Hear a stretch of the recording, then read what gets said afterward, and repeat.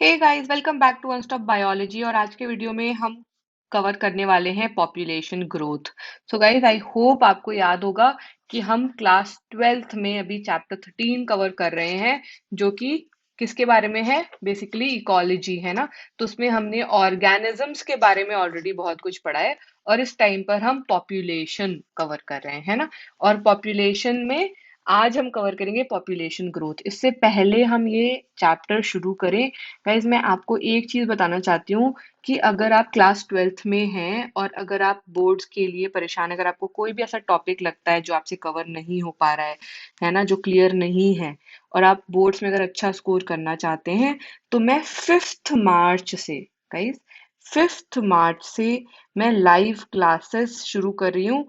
ये 60 डेज का crash course है ना। इसमें ऑनलाइन क्लासेस आपको मिल जाएंगी, और 60 डेज में हम क्लास 12th का पूरा सिलेबस कवर करने वाले हैं, है ना। तो एग्जैक्टली आपको क्या क्या मिलने वाला है इस क्रैश कोर्स में?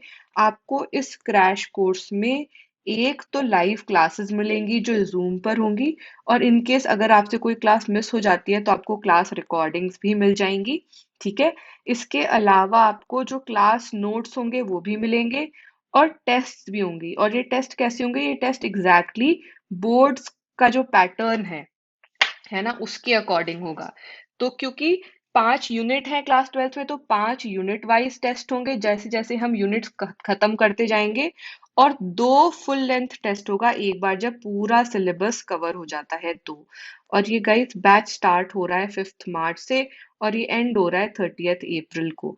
और अगर आप जल्दी इनरोल करते हैं तो आपको 50% ऑफ भी मिल रहा है प्राइस में, ठीक है। तो गाइज इनरोल करने के लिए आप मुझे या तो मेरे Insta account one stop biology में मैसेज कर लीजिए, या फिर आप मुझे व्हाट्सएप पर भी मैसेज करके इनरोल कर सकते हैं। 6364321414 नंबर है, ठीक है। चलिए तो अब शुरू करते हैं हम अपना टॉपिक, जो कि है पॉपुलेशन ग्रोथ, ठीक है। तो गाइस होता क्या है? पॉपुलेशन ग्रोथ का क्या मतलब है? बेसिकली आप किसी भी जगह चले जाइए, है ना, हमेशा वहां पर पॉपुलेशन का जो साइज है, ठीक है, वो घटता बढ़ता रहता है। इसका ये मतलब है कि जो पॉपुलेशन का साइज है वो एक स्टैटिक पैरामीटर नहीं है, कांस्टेंट नहीं हो सकता वो नंबर, है ना। बहुत सारे फैक्टर्स हैं ऐसे जिस पे डिपेंड करता है ना पॉपुलेशन ग्रोथ। जैसे फूड की अवेलेबिलिटी क्या है, उस एरिया का प्रिडेशन कैसा है ना, वेदर कंडीशंस कैसी हैं, है ना। तो इन सब के बेसिस पे जो पॉपुलेशन ग्रोथ है या जो पॉपुलेशन डेंसिटी है, ठीक है, उसमें चेंजेस होते रहते हैं। अब या तो वो बढ़ेगी, मतलब वो फ्लरिश हो रही है, और या तो वो घटेगी, मतलब वो डिक्लाइन होगी, है ना। तो डिपेंडिंग अपॉन कंडीशंस दोनों चीजें हो सकती है, ठीक है। अब ये जो डेंसिटी होती है पॉपुलेशन की, वो किस पे डिपेंड करती है ना। तो ऐसे 4 फैक्टर्स होते हैं जिनके ऊपर पॉपुलेशन डेंसिटी डिपेंड करती है। पहला फैक्टर है नेटेलिटी, ठीक है। नेटेलिटी का क्या मतलब है? Number of births. इसका मतलब है नंबर ऑफ बर्थ। मतलब कि जिस भी आप पर्टिकुलर एरिया का पॉपुलेशन डेंसिटी देख रहे हैं, ठीक है, उस एरिया में उस टाइम पर कितने बर्थ हुए हैं, ठीक है। तो पहला तो ये हो गया। दूसरा है मॉर्टैलिटी। मॉर्टैलिटी का क्या मतलब है? नंबर ऑफ डेथ्स, है ना। तो पॉपुलेशन इससे घटेगी, राइट, बर्थ से बढ़ेगी और डेथ रेट से घटेगी।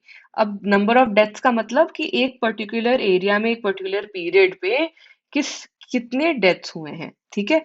तीसरा है इमिग्रेशन। इमिग्रेशन इमिग्रेशन का क्या मतलब है कि कितने नंबर ऑफ इंडिविजुअल्स, एक स्पीशीज के कितने नंबर ऑफ इंडिविजुअल्स एक हैबिटेट से दूसरे हैबिटेट में मूव कर गए, ठीक है। तो आप मान लो कि एक हैबिटेट है ए और दूसरा है बी, है ना। ए हैबिटेट से बी हैबिटेट की तरफ नंबर ऑफ इंडिविजुअल्स मूव कर रहे हैं। तो एक टाइम पीरियड में अगर आप हैबिटेट बी का पॉपुलेशन देख रहे हैं, तो आपको वो बढ़ता हुआ मिलेगा। क्यों? क्योंकि मूवमेंट हो रहा है उधर की तरफ, है ना। अब चौथा जो पॉइंट है वो जस्ट इसका ऑपोजिट है, वो है एमिग्रेशन। तो हमने बोला कि ए से बी, है ना, हैबिटेट ए से हैबिटेट बी की तरफ मूव कर रहे हैं, तो बी की पॉपुलेशन बढ़ रही है, ए की पॉपुलेशन क्या हो रही है, घट रही है ना।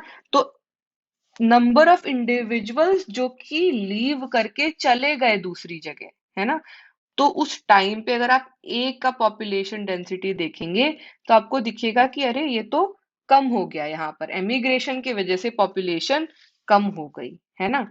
तो गाइस बेसिकली अगर हम ये सोचें कि किस तरीके से हम मेजर कर सकते हैं पॉपुलेशन डेंसिटी, जिसको डिनोट करते हैं एन से, ठीक है, तो ये है आपका नंबर ऑफ बर्ड्स, है ना, जो कि है नेटैलिटी, जिसको डिनोट करते हैं बी से,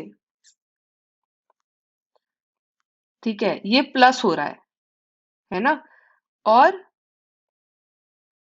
क्या प्लस हो रहा है? इमिग्रेशन। इमिग्रेशन मतलब कितने लोग माइग्रेट करके उस जगह में आ गए, है ना, वो भी प्लस हो रहा है।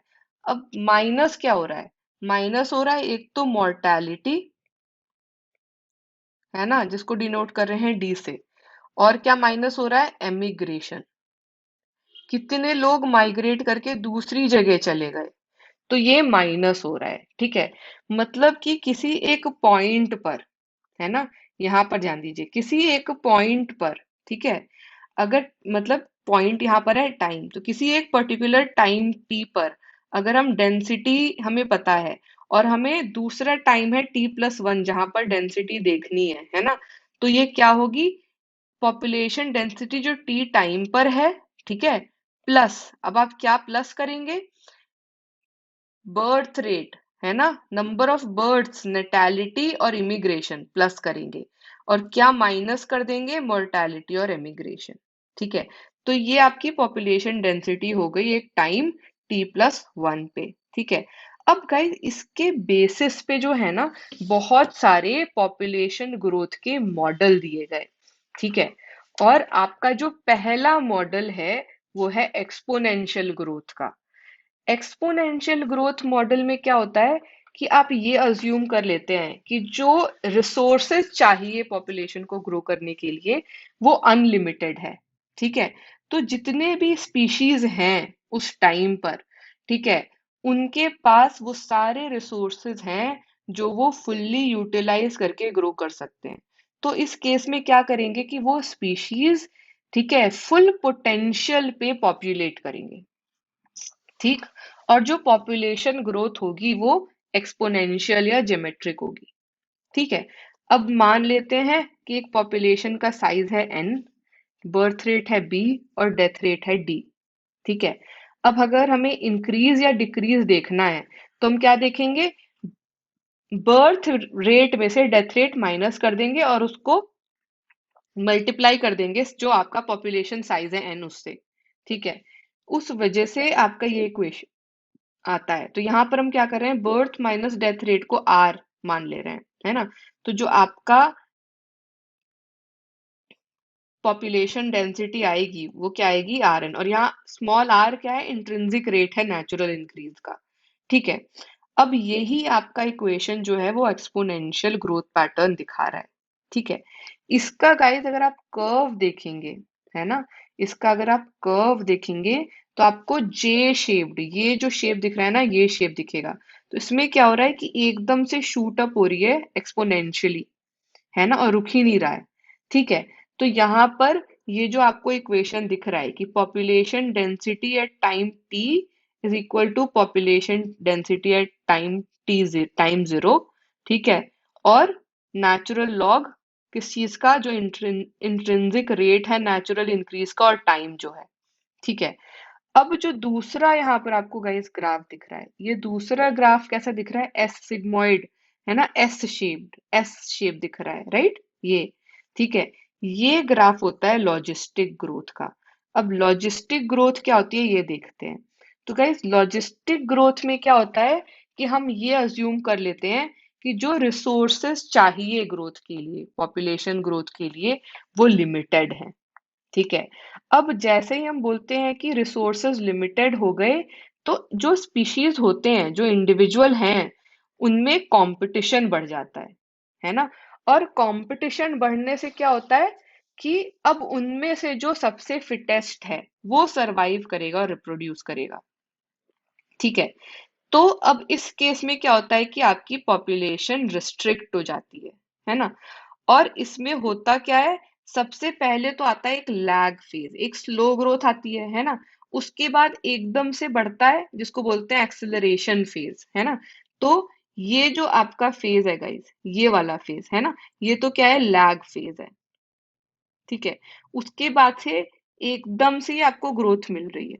ठीक है। तो ये क्या है, एक्सेलरेशन का फेज होता है। और उसके बाद क्या होता है, एकदम से ग्रोथ कम भी हो जाती है ना। तो ये होता है डिसलरेशन का। और उसके बाद स्टैग्नेंट हो जाता है ना। उसके बाद क्या होता है, बिल्कुल स्टैग्नेंट हो जाती है ग्रोथ। ठीक है।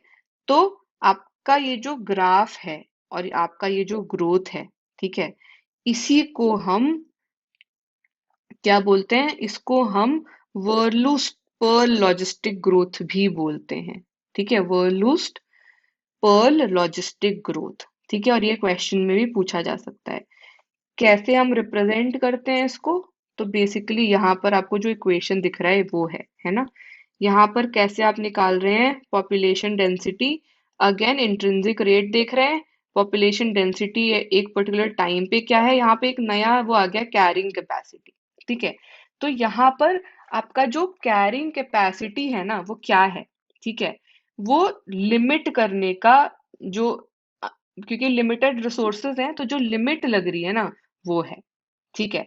तो बेसिकली हम बोल रहे हैं कि जो भी इकोलॉजी है जो इन्वॉल्व है ना, उसका कैरी करने का कैपेसिटी लिमिटेड है, और उसके वजह से जो रिसोर्सेज हैं वो लिमिटेड हैं।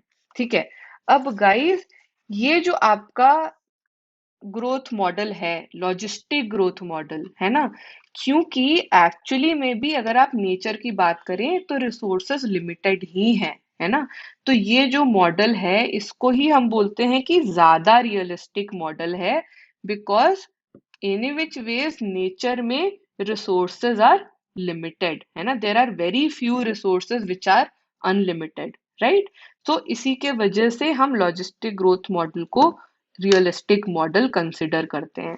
और इसी मॉडल के बेसिस पे बहुत सारे कंट्रीज में जहां पर पॉपुलेशन इज अ कंसर्न, जहां पर एक प्रॉब्लम है पॉपुलेशन, क्योंकि एक्सपोनेंशियल ग्रोथ हो रही है ना, यूज करते हैं लिमिट करने के लिए ह्यूमन पॉपुलेशन ग्रोथ भी। ठीक है।